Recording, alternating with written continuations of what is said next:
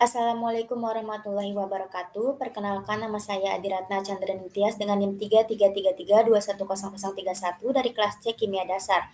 Di sini saya akan membahas materi tentang keseimbangan kimia part 1 dari poin 1 sampai dengan 5.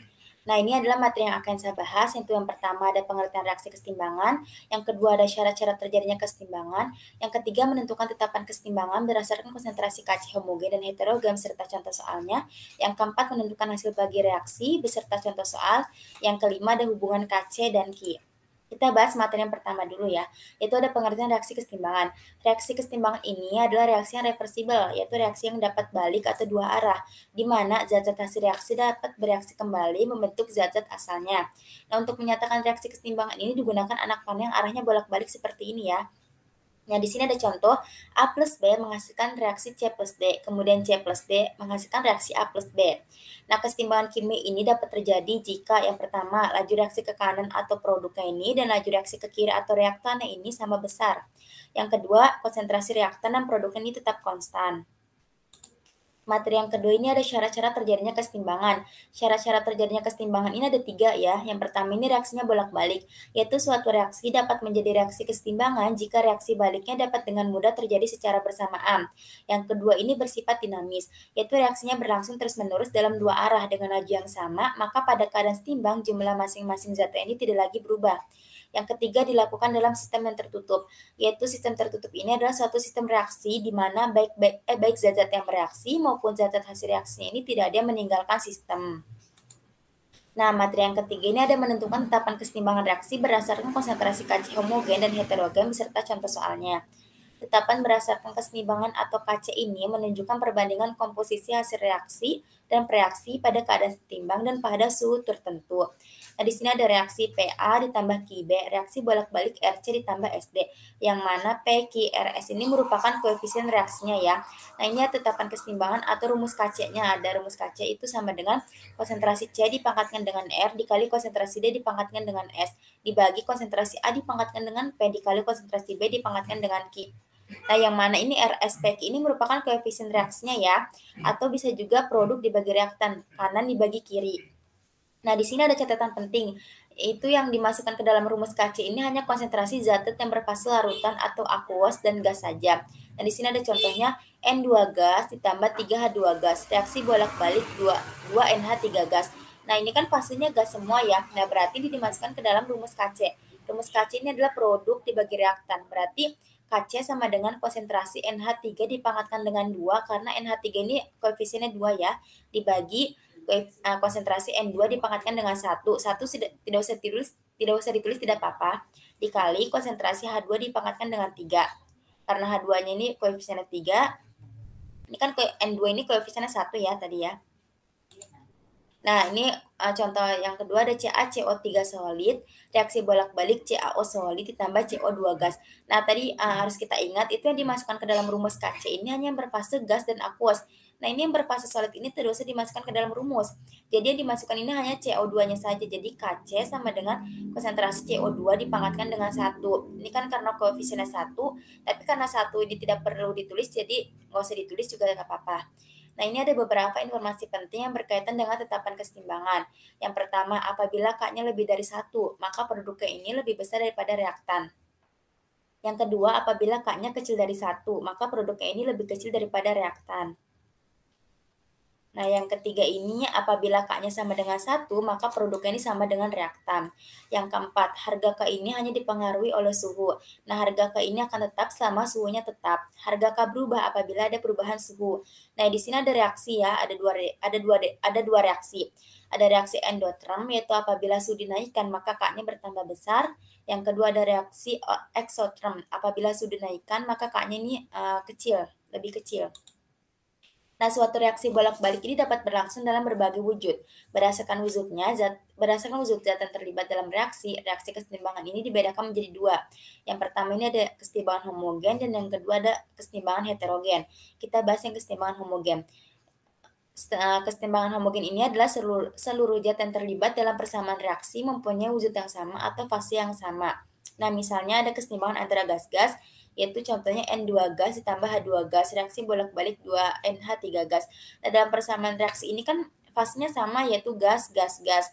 Nah, ini dinamakan kesetimbangan homogen. Contoh yang kedua ada kesetimbangan antara ion-ion dalam larutan. Ada Fe3+ aqueous ditambah SCN- aqueous. Reaksi bolak-balik FeSCN2+ aqueous. Nah, dalam reaksi persamaan reaksi ini kan sama juga ya, fasenya itu ada aqueous, aqueous, aqueous. Ini dinamakan kesetimbangan homogen. Kita bahas yang kedua itu ada kesetimbangan heterogen. Nah, kesetimbangan heterogen ini adalah zat-zat yang terlibat dalam persamaan reaksi ini mempunyai wujud yang berbeda-beda atau fase yang berbeda-beda. Contohnya, Fe3O4 solid ditambah 4CO gas. Reaksi bolak-balik 3Fs solid ditambah 4CO2 gas. Dalam persamaan reaksi ini kan fasenya berbeda-beda yaitu ada solid, gas, solid, gas. Nah, ini dinamakan kesetimbangan heterogen. Nah, kita bahas contoh soalnya ya. Contoh soal yang pertama itu ada tentukan persamaan tetapan kesetimbangan Kc dari sistem kesetimbangan berikut. 2H2O gas ditambah 2SO2 gas, reaksi bolak-balik 2H2S gas ditambah 3O2 gas. Nah, ini kan persamaan reaksinya kan fasenya sama ya, gas, gas, gas, gas. Berarti ini termasuk ke dalam kesetimbangan homogen. Nah, kita langsung masukkan ke dalam rumus Kc. Rumus Kc itu kan produk dibagi reaktan ya. Nah, harus kita ingat juga, yang dimasukkan ke dalam rumus Kc ini kan hanya berfase gas dan aqueous. Ini kan fasenya gas, berarti dimasukkan ke dalam rumus Kc semua ya. Jadi Kc sama dengan konsentrasi H2S dipangkatkan dengan 2, karena H2S ini koefisiennya 2, dikali konsentrasi O2 dipangkatkan dengan 3, karena O2 ini koefisiennya 3 ya, dibagi konsentrasi H2O dipangkatkan dengan 2, karena H2O ini koefisiennya 2, dikali konsentrasi SO2 dipangkatkan dengan 2, karena SO2 ini koefisiennya 2 ya. Contoh soal yang kedua, harga tetapan kesetimbangan Kc untuk reaksi Al3+ aqueous ditambah 3H2O liquid. Reaksi bolak-balik AlOH3 solid ditambah 3H+ aqueous. Nah, dalam persamaan reaksi ini kan fasenya atau wujudnya kan berbeda-beda. Nah, ini dinamakan kesetimbangan heterogen ya. Dan kita masukkan ke dalam rumus Kc. Rumus Kc kan produk dibagi reaktan. Harus kita ingat yang dimasukkan ini hanya yang berfase gas dan aqueous. Berarti yang berfase liquid dan solid ini tidak dimasukkan ke dalam rumus. Jadi kita masukkan hanya 3H+ dan Al3+. Jadi Kc sama dengan konsentrasi H+ dipangkatkan dengan 3, karena ini koefisiennya 3 dibagi konsentrasi Al3+ dipangkatkan dengan 1, karena koefisien Al3+ ini 1. Jadi angka 1 di sini itu tidak usah ditulis juga tidak apa-apa. Kita bahas contoh soal yang ketiga. Dalam satu ruang 1 liter pada suhu T derajat Celcius terdapat dalam keadaan setimbang 2 mol NH3, 1 mol O2, 2 mol H2O, dan 1 mol N2. Nah, ada persamaan reaksi ini ada 4 NH3 gas ditambah 3 O2 gas, reaksi bolak-balik 2 N2 gas ditambah 6 H2O gas. Tentukan harga tetapan kesetimbangan Kc pada suhu tersebut. Nah, kita lihat dulu ya reaksinya. Ini kan reaksinya fasenya gas, gas, gas, gas, berarti ini termasuk ke dalam kesetimbangan homogen. Nah, ini juga dimasukkan ke dalam rumus Kc semua ya. Nah, kita ini harus mencari, kalau pada soal seperti ini, kita itu harus mencari molaritas masing-masing reaksinya. Rumus molaritas kan ini ada mol dibagi volume ya. Nah, ini kan masing-masing reaksi sudah mempunyai nilai mol ya. Dan volumenya juga sudah diketahui di 1 liter. Jadi langsung kita cari aja ya. Yang pertama kita cari molaritas NH3, yaitu sama dengan 2 mol dibagi 1 liter, sama dengan 2 mol. Molaritas O2 sama dengan 1 mol dibagi 1 liter sama dengan 1 molaritas.